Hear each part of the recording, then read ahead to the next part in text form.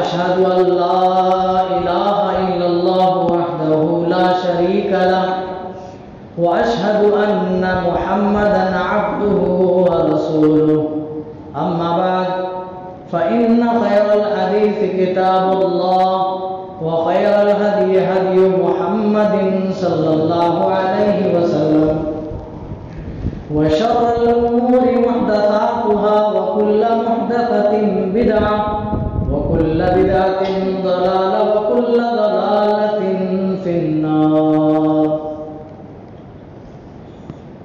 فأعوذ بالله السميع العليم من الشيطان الرجيم بسم الله الرحمن الرحيم سبحان الذي أسرى بعبده ليلا من المسجد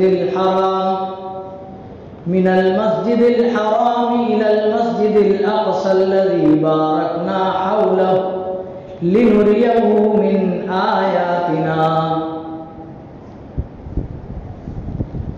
حاضرین جمعہ، پچھلے خطبہ جمعہ میں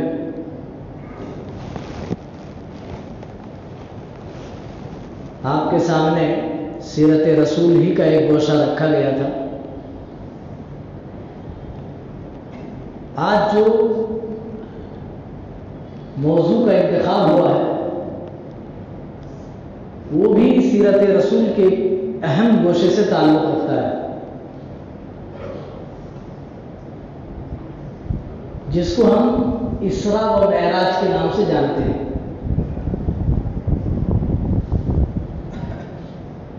سیرت رسول کا ایک اہم حصہ اسراء و معراج کو حاصل ہے. قبل اس کے کہ میں آپ کے سامنے معراج کا واقعہ ذکر کروں، میں چاہتا ہوں کہ بیک گراؤنڈ آپ کے سامنے رکھا جائے. پس منظر کیا تھا، کس وجہ سے آپ کو معراج کرائے گا. جب آپ صلی اللہ علیہ وسلم دنیا کے اندر تشریف فرما ہوئے، جب پیدا ہوئے تو آپ کو بخوبی معلوم ہو چکا ہے کہ پیدا ہونے سے پہلے ہی آپ کے والد دنیا سے رخصت پا چکے. 6 سال کی عمر ہوئی تو ماں بھی آپ کو چھوڑ کر چلی جاتی. کفالت کی ذمہ داری عبد المطلب کے پاس آتی ہے جو آپ کے دادا ہیں. وہ بھی کچھ دنوں کے بعد داغ مفارقت دے جاتے ہیں. پھر ایک سہارا ملتا ہے 25 سال کی عمر میں حضرت خدیجہ کے لیے. جب بھی کبھی آپ کو پریشانی ہوتی، جب بھی آپ مصیبتوں میں ہوتے، جب بھی آپ زخمی ہوتے تو خدیجہ الکبریٰ ہی آپ کے زخموں پر مرہم رکھا کرتی تھی.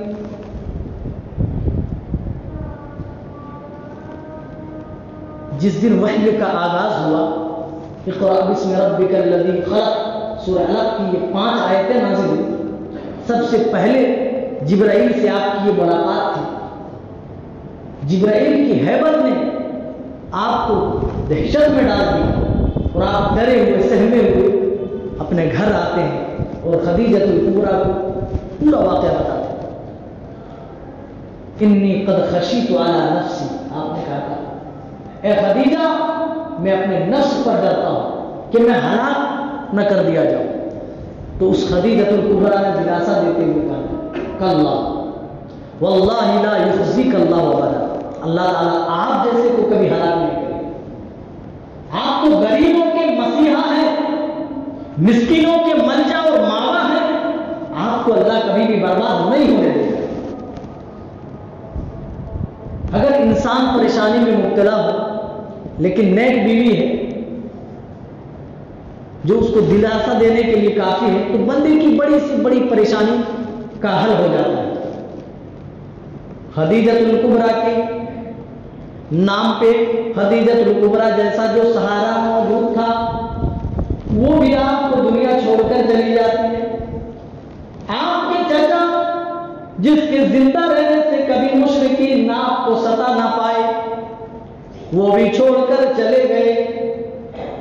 اہل سیر نے اس سال کو ہی عام الحزن نام رکھ دیا، یعنی رسول اکرم صلی اللہ علیہ وسلم پر اس سال غموں کے پہاڑ ٹوٹ پڑے تھے۔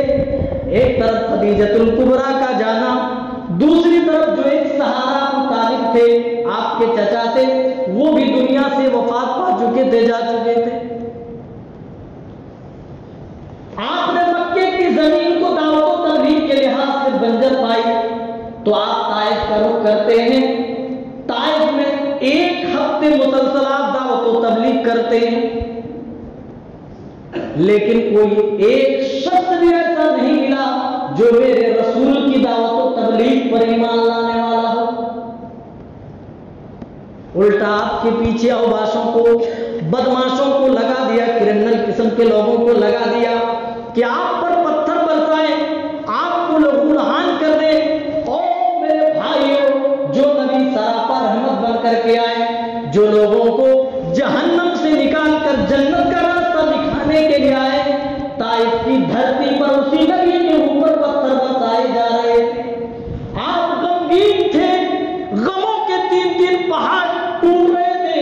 ایک طرف خدیجہ الکبریٰ کے جانے کا غم، دوسرا ابو طالب کے جانے کا غم، اور تیسرا جو غم تھا وہ طائف والوں کی بدسلوکی کے صورت میں آیا۔ آپ اس غم میں تھے۔ اللہ تعالیٰ نے معراج کرا کر آپ کو دلاسا دلایا، اے میرے محبوب صلی اللہ علیہ وسلم، اگر دھرتی والے، زمین والے آپ سے بدسلوکی کرتے ہیں تو اس سے دل چھوٹا کرنے کی ضرورت نہیں۔ آپ آسمان پہ آئیں، دیکھیں آسمان والے کتنی گرم جوشی کے ساتھ آپ کا استقبال کرتے ہیں۔ دل چھوٹا مت کیجیے۔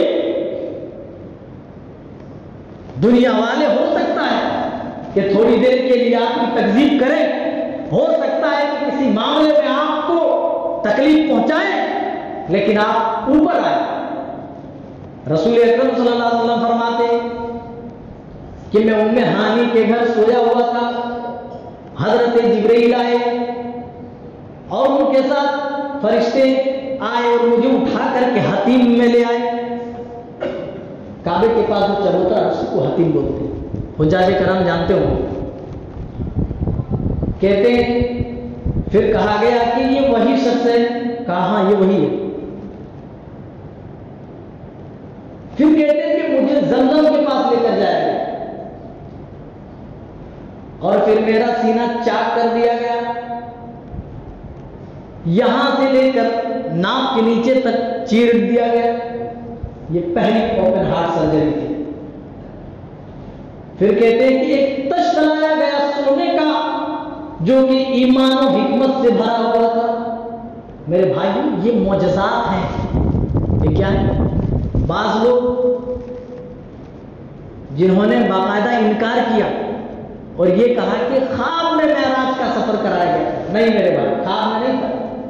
اللہ تعالیٰ کا یہ فرمان، سبحان الذی اسری بعبدہ لیلا من المسجد الحرام الی المسجد الاقصی، بابرکت والی ذات ہے جس ذات نے بعبدہ اپنے بندے کو مسجد حرام سے مسجد اقصی تک لے، جو ذات مسجد حرام سے مسجد اقصی تک اپنے بندے کو لے گئے۔ یہاں دو لفظ قابل غور، سبحان، پاک ہے وہ ذات، بابرکت والی ہے وہ ذات۔ یعنی کوئی یہ شبہ نہ کرے، کوئی یہ شک نہ کرے کہ آدمی اوپر کیسے جائے گا۔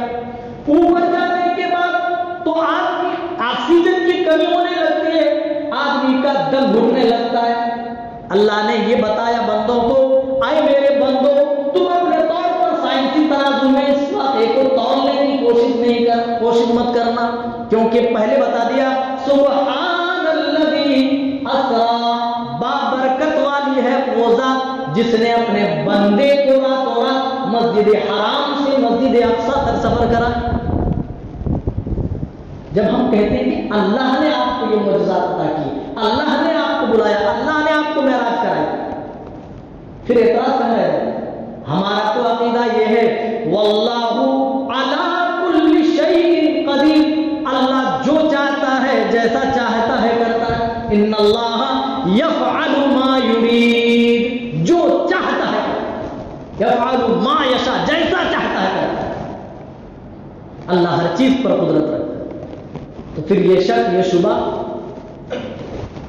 کہیں کا نہیں رہے۔ بہرحال بے عبدہ کہہ کر کے بتایا گیا کہ رسول صلی اللہ علیہ وسلم بذات خود کوئی اپنا ایک الگ پاور نہیں رکھتے، بلکہ وہ ایک بندے کی حیثیت رکھتے ہیں۔ جہاں ایک رسول ہے وہیں پر ایک بندے کی بھی حیثیت رکھتے ہیں۔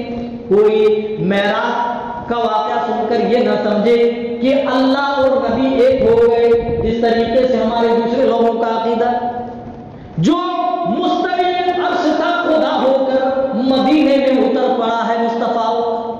ایسا گندا عقیدہ نہیں پالنا چاہیے۔ اسی لیے اللہ تعالیٰ نے جب اپنے نبی کی معراج کی بات کہی تو آپ کی عبودیت کا اقرار، عبودیت کا لفظ لایا، بِعَبْدِهِ لَيْلًا مِّنَ الْمَسْجِدِ الْحَرَامِ۔ بندے ہیں، ایک رسول ہے، اللہ تعالیٰ کی ذات بابرکت والی ہے، جس نے راتوں رات اپنے بندے محمد صلی اللہ علیہ وسلم کو مسجد حرام سے مسجد اقصیٰ تک سفر کرائی۔ اسی مسجد حرام سے مسجد اقصیٰ تک کے سفر کو کیا بولتے ہیں؟ اسراء۔ اور پھر وہاں سے جو آپ نے ساتوں آسمانوں تک جو سیر کی، اور اللہ نے جہاں تک چاہا جنت و جہنم کی جو آپ نے سیر کی، اس کو کیا کہتے ہیں؟ معراج۔ معراج کا مطلب ہوتا ہے اوپر چڑھنا۔ تو دونوں کو ملا کر کبھی ایک کے لیے بول دیا جاتا ہے معراج بس۔ کہتے ہیں کہ سونے کا ایک کشت لایا گیا جو ایمان و حکمت سے بھرا ہوا تھا، اور میرے دل کو آب زمزم کے ساتھ دھو دیا گیا، اور دھو کر پھر اس کی جگہ پر رکھ دیا گیا، اور پھر اسی طرح بالکل کر دیا گیا جس طرح پہلے تھا۔ پھر کہتے ہیں ایک جانور لایا گیا جو سفید رنگ کا تھا، جو کھچر سے چھوٹا اور گدھے سے بڑا تھا، جس کا نام براق ہے۔ براق لوگ بولتے ہیں، راق میں تصویر نہیں ہے، براق ہے۔ کچھ لوگوں نے تو باقاعدہ اس کی تصویر بنائی ہے، اس کا تازیہ بنتا ہے باقاعدہ۔ کہیں پر قرآن و حدیث میں یہ ہمیں آج تک نہیں ملا کہ براق کا چہرہ کوئی عورتوں والا چہرہ تھا، کہیں پر نہیں۔ لیکن جب بھی ان کا تازیہ بنایا جاتا ہے براق کا، تو دیکھیے عورت کا چہرہ لگایا جاتا ہے، پر بھی ویسے دے دیے جاتے ہیں اور عورت کا چہرہ لگا دیا جاتا ہے۔ یہ اسلام کے ساتھ مذاق ہے میرے بھائی۔ بارے صورت رسول اکرم صلی اللہ علیہ وسلم فرماتے ہیں مسجد اقصیٰ کا سفر ہوا، مسجد اقصیٰ میں میں پہنچا تو وہاں پر مجھے جبرائیل نے 2 پیالے پیش کیے، ایک میں دودھ تھا، دوسرے پیالے میں شراب تھی۔ میں نے دودھ والا پیالہ میں نے انتخاب کیا، دودھ والا میں نے چوز کیا۔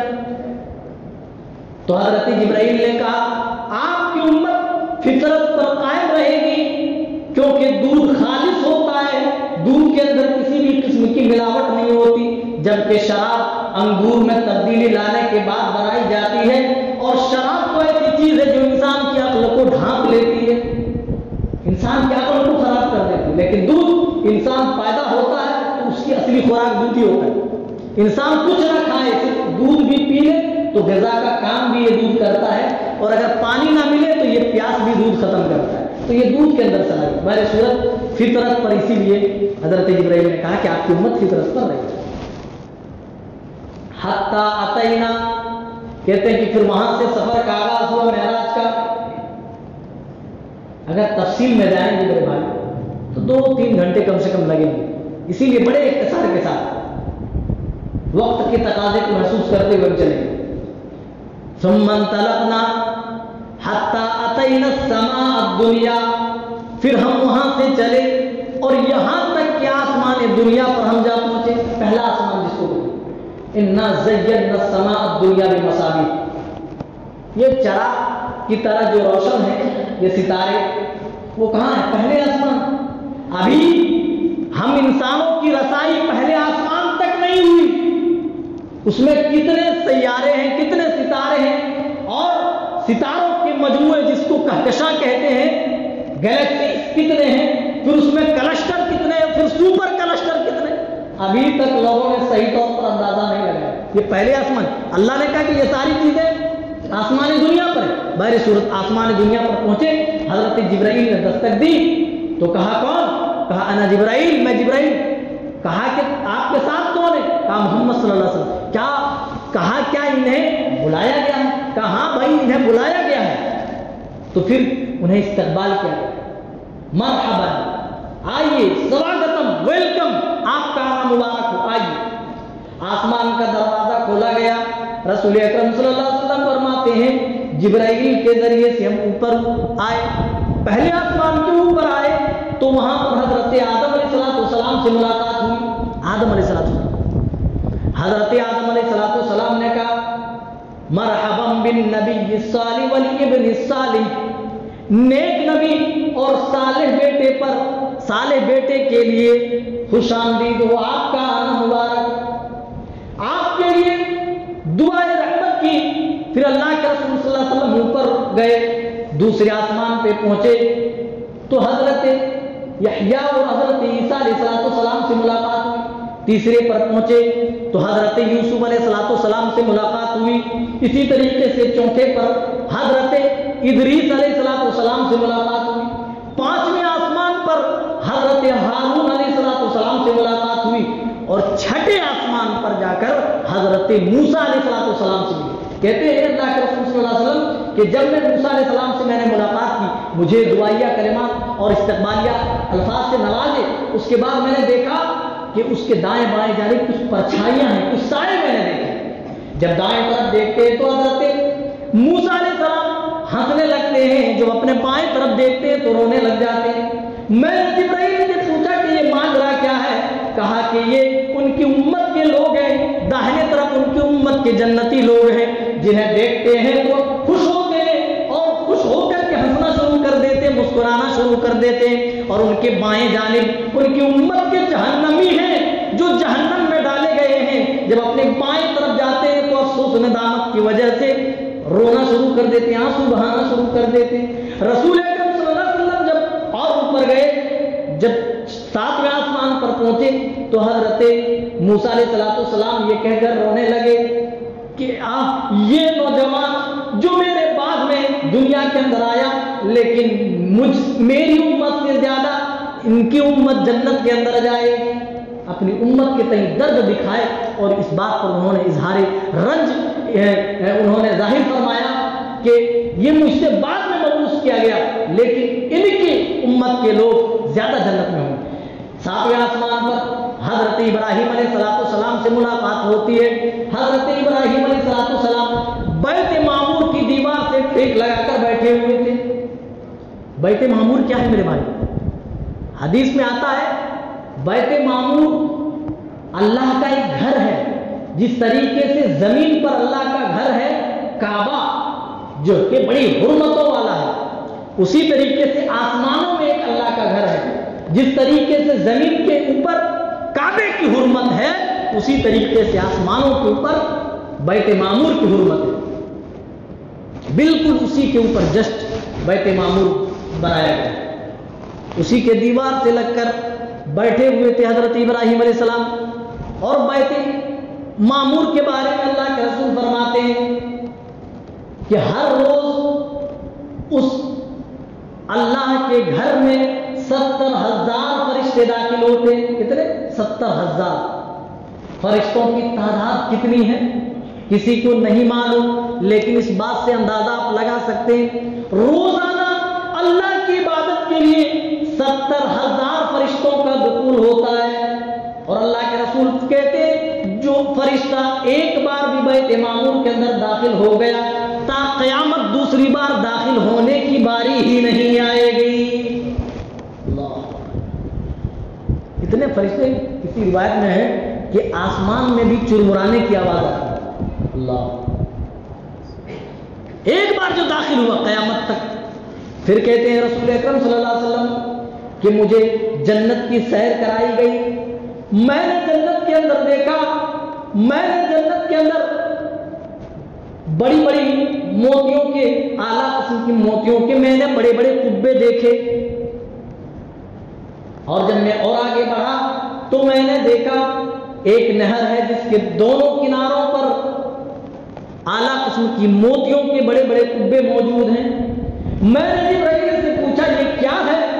तो हजरत जिब्राइल ने कहा अल्लाह के रसूल, ये नहरे कौसर है जो आपको अता किया गया है, ये कौसर की नहर है। रसूल अकरम सल्लल्लाहु अलैहि वसल्लम फरमाते हैं जब मैंने उसको हाथ लगाया तो मैंने महसूस की कि उसकी मिट्टी जो है वो कस्तूरी की है। अल्लाह,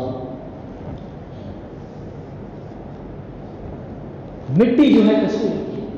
आपने कुछ वस्त्र बयान किए, आपने जन्नत देखी, और जानते हुए भाइयों इसी मेराज के अंदर ही रसूल अकरम सल्लल्लाहु अलैहि वसल्लम को कुछ एजाजात नवाजे गए। वमन हम्म बिहसनतिन फलम यअमलहा कतबल्लाहु लहू हसनतन कामिला। रसूल अकरम को यह एजाज दिया गया कि आपकी उम्मत में से किसी भी शख्स ने किसी नेकी का सिर्फ इरादा कर लिया, वमन हम्म बिहसनतिन, सिर्फ इरादा किया, फलम यअमलहा, उस पर अमल अभी नहीं किया, कतबल्लाहु इंदहु हसनतन कामिला, लेकिन अल्लाह ताला अपने पास उसकी एक नेकी शुमार कर लेता है, लिख लेता है। अगर इरादा करने की पादाश में, इरादा करने के साथ उस पर अमल कर लेता है, रसूलुल्लाह सल्लल्लाहु अलैहि वसल्लम फरमाते हैं कि अल्लाह ताला ने कहा कि अमल करने की वजह से अल्लाह ताला उसको और मजीद 10 गुना अमल और बढ़ाता है, और उस 10 गुने को अल्लाह ताला 700 में तब्दील करता है, और फिर उसे और ज्यादा बढ़ा करके अपने बंदों में तस्लीम करता है। लेकिन अगर कोई बुराई का इरादा करे, बुराई करने का इरादा करे लेकिन बुराई न करे, तो उसके रजिस्टर में, गुनाह वाले रजिस्टर में कोई भी गुनाह नहीं लिखा जाता। जबकि नेकी का इरादा करे तो इरादे में ही एक नेकी लिख दी जाती है, अमल कर ले तो वो अमल 10 गुना हो जाता है, फिर 700 गुना तक अल्लाह बढ़ा कर देता है, उससे भी ज्यादा करके देता है। लेकिन अगर बुराई का इरादा करे तो इरादे पर अल्लाह कहता है कि मैं अपने बंदों को नहीं पकड़ूंगा। अगर वो इरादे के मुताबिक गुनाह कर भी लेता है तो उसके गुनाह की वजह से एक ही बुराई या एक ही उसके खाते में लिखा जाए, एक ही बुराई लिखी जाए, नेकी की तरह नहीं कि उसको 10 गुना तक बढ़ा करके लिख दिया जाए। ये एजाज है। और 3 इनामात मिले। उन 3 इनामात में से जो सबसे बड़ा और पहला इनाम है वो 5 वक्तों की नमाज है। मैं पहले बयान कर चुका हूं, तफसील में नहीं जाऊंगा। 5 वक्त की नमाज है। 50 फर्ज हुई थी, तखफीफ के बाद ये 5 रह गई। अल्लाह ताला ने फरमाया आए मोहम्मद सल्लल्लाहु अलैहि वसल्लम, आप पर और आपकी उम्मत पर मैंने 5 वक्त की नमाजें फर्ज कर दी हैं। ये गिनती में तो 5 है लेकिन दर्जे में 50 की हैसियत रखती है। आपने या आपकी उम्मत में से किसी भी फर्द ने अगर 5 वक्ता नमाजों की पाबंदी कर ली तो वो 5 वक्तों की नमाज नहीं बल्कि 50 वक्तों की नमाज पढ़ रहा है। उसे 5 वक्त की नमाज पढ़ने का सवाब नहीं बल्कि 50 वक्त की नमाज पढ़ने का सवाब दिया जाएगा। आप अंदाजा लगा सकते हैं मेरे भाइयों, अल्लाह ताला ने इस मौके पर रसूल अकरम सल्लल्लाहु अलैहि वसल्लम को कितनी मेहरबानी अता की। और जो दूसरा इनाम दिया गया वो सूरह बकरा की आखिरी आयत है, जिसके बारे में आप सल्लल्लाहु अलैहि वसल्लम ने फरमाया कि जो रात को सोते वक्त पढ़ ले ये दोनों सूरतें उसके लिए काफी हो जाती है। आमन रसूल बिमा उन्ज़िला इलैहि, आखिरी आयत है। और तीसरा जो इनाम दिया गया वो रहमत व मग़फ़िरत का, कि जिसका खातिमा तौहीद पर होगा, जिन्होंने पूरी जिंदगी कभी मेरी तौहीद में शिर्क गवारा न किया होगा, मैं उसके गुनाहों को माफ करने का वादा करता हूं। सारे गुनाह, कबीरा भी सगीरा भी, अल्लाह जितनों को चाहेगा कबीरा भी माफ कर देगा, उसे उसकी सजा के लिए जहन्नम तक भी नहीं डालेगा। और अल्लाह जिसको चाहेगा मुवहिदीन में से उसके कबीरा गुनाहों की सजा देगा और उसके लिए जहन्नम में डालेगा। सजा भुगतने के बाद ऐसे मुवहिदीन को वहां से निकाल कर फिर से जन्नत के अंदर डाल दिया जाएगा। रसूल अकरम सल्लल्लाहु अलैहि वसल्लम फरमाते हैं जब मैं आगे बढ़ा तो मुझे एक आला किस्म की खुशबू महसूस हुई। میں نے جبرائیل سے پوچھا جبرائیل یہ کیسی خوشبو ہے؟ کہا یہ فرعون کی بیٹی کو کنگھی کرنے والی خاتون اور ان کی اولاد کی خوشبو ہے۔ کہا ماجرا کیا تھا بھائی؟ یہ عورت کون تھی جس کی خوشبو یہاں جنت میں محسوس ہو رہی ہے؟ کہا یہ وہ خاتون تھی ایک مرتبہ فرعون کی بیٹی کے سر پر کنگھی کر رہی تھی، بالوں کو سوار رہی تھی، کنگھی گر گئی تو اس کی زبان سے بسم اللہ کا لفظ نکل گیا۔ تو فرعون کی بیٹی نے کہا کیا تو میرے باپ کا نام لیتی ہے؟ کہا نہیں، میں تو اپنے پروردگار کا نام لے رہی ہوں جو میرا رب ہے، جو تیرے باپ کا بھی رب ہے، جو تیرا بھی رب ہے۔ کہا کیا میں یہ بات اپنے باپ کو بتا دوں؟ کہا شوق سے بتا سکتی ہوں۔ اپنے باپ کو بتا دیا کہ نوکرانی یہ کہتی ہے آپ کے علاوہ بھی رب مانتی ہے۔ فرعون نے کہا کیا الکی ربن غیری، کیا تمہارے لیے میرے علاوہ کوئی دوسرا بھی رب ہے؟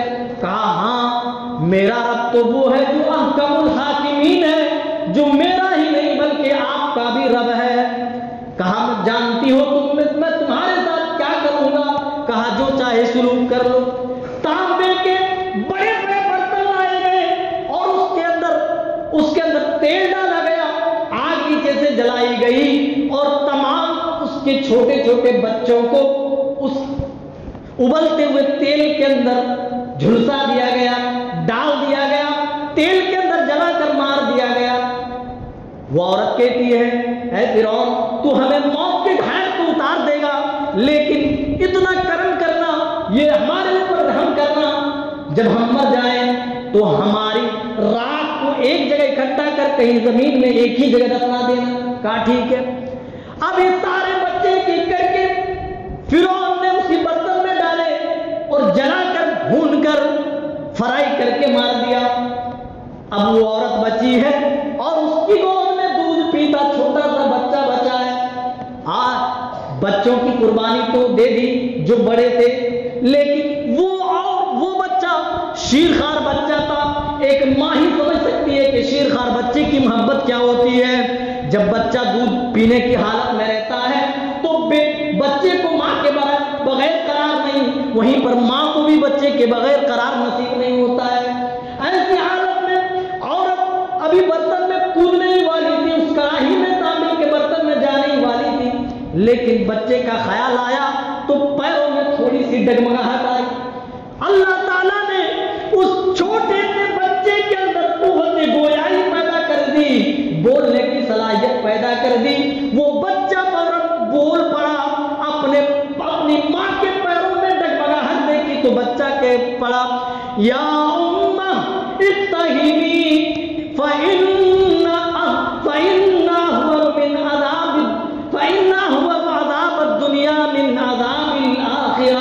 اے میری امی پیروں میں لغزش نہ آنے پائے، نہ ہچکچاؤ، یقیناً دنیا کا عذاب آخرت کے عذاب سے کہیں زیادہ ہلکا ہے۔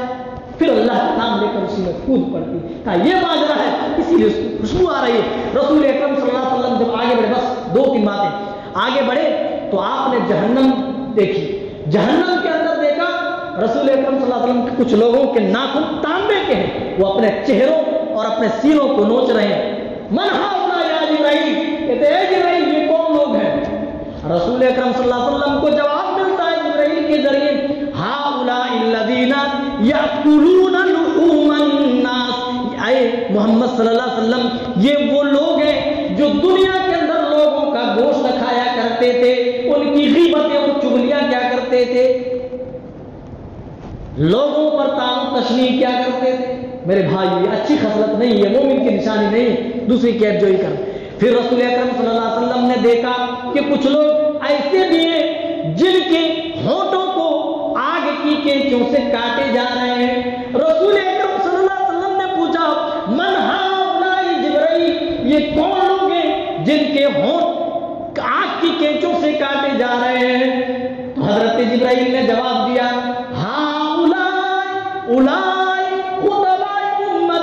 یہ آپ امت کے خطبہ ہیں، مقررین ہیں، دعات مبلغین ہیں، یأمرون الناس بالبر وینسون انفسهم، جو زندگی بھر لوگوں کو نیکی کا حکم دیتے رہے، وینسون نظر کرتے رہے، چھوڑے رکھے. وَهُمْ يَتْلُونَ الْكِتَابَ، جبکہ کتاب اللہ یہ برابر پڑھتے رہے. افلا یعقلون، کیا وہ عقل نہیں رکھتے؟ میرے بھائی اور تفصیل سے بیان کریں تو بڑا لمبا واقعہ ہے، بڑا دلچسپ واقعہ ہے. اللہ تعالیٰ نے رسول اکرم صلی اللہ علیہ وسلم کے ذریعے سے زندہ معجزات دکھائے اور آپ کے ذریعے سے پوری امت کو تعلیمات سے روشناس کرائے. اللہ تعالیٰ ہمیں اچھی سمجھ اور اچھے عمل کی توفیق عنایت فرما. اللہ ہمیں رسول اکرم صلی اللہ علیہ وسلم کا سچا متبع اور سچا پیروکار بنائے جب تک زندہ رکھے ایمان پر. اللہ جب خاتمہ ہو تو اس حال میں کہ ہم توحید پر قائم ہوں، اللہ شرک سے ہم بری ہوں. آمین تقبل یا رب العالمین. بارک اللہ لنا ولکم فی القرآن العظیم ونفعنا وإیاکم بالآیات والذکر الحکیم. انہ تعالی جواد کریم ملک برؤوف رحیم.